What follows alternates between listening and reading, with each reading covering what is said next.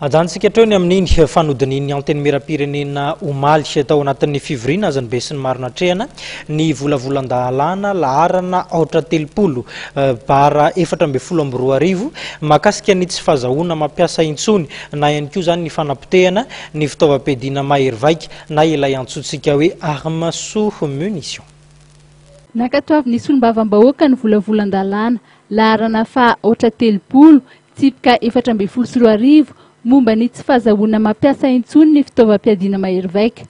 Any amin'ireo firenena isi niady matetika ary nandray anjara tamin'ny ady lehibe voalohany sy faharoa no mampiasa sy mbola manana ireo fitaovam-piadiana ireo. Ny 3 Mey 2020 no nakatoavy ny firenena maro maneran-tany tany Dublin, Irlande, io fifanarahana io ary niraisin'ny firenena nandray anjara tamin'ny fivirina ny irosoana amin'ny fanapotehana ny fitaovam-piadiana mahery vaika. Ho an'i Madagasikara, dia nanosiny ny fifanarahana ny 3 Desambra 2020 tany Oslo, Norvège, ary izao nakatoavy ny solombavam-bahoaka izao ny fifanarahana. Zava-dehibe ny fahalan'io resaka bomba sous munition io zany satria izy io mampidi-doza be,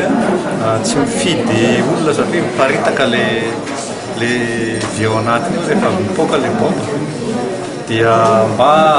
ampisehoana amin'ny olona zany ny maha hoe Madagasikara dia mifandray amin'ny olona ivelany ka mba tsy ahafahan'ny olona mieteritra hoe mampidi-doza ny aty amintsika.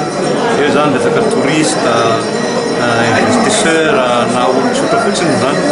satria ny firenena izay tsy manao ratification an'io zany dia tsy fantatra na manana na tsy manana, tsy fantatra koa na manana finiavana zany hanafaona ny fisiny sy hamokotra azy hatramin'ny fakany satria zava-doza be fa zany any amin'ny taonany maro any mety mivolan'olona na ankizy mitao ary mbola mety zay zany mazava-dehibe ary tsy misy vola lanin'ny firenena ao amin'io fa fanehoana firaisan-kina amin'izao tontolo izao fotsiny amin'ny fanajana ny droit international humanitaire eo amin'ny tany rehefa misy ny ady.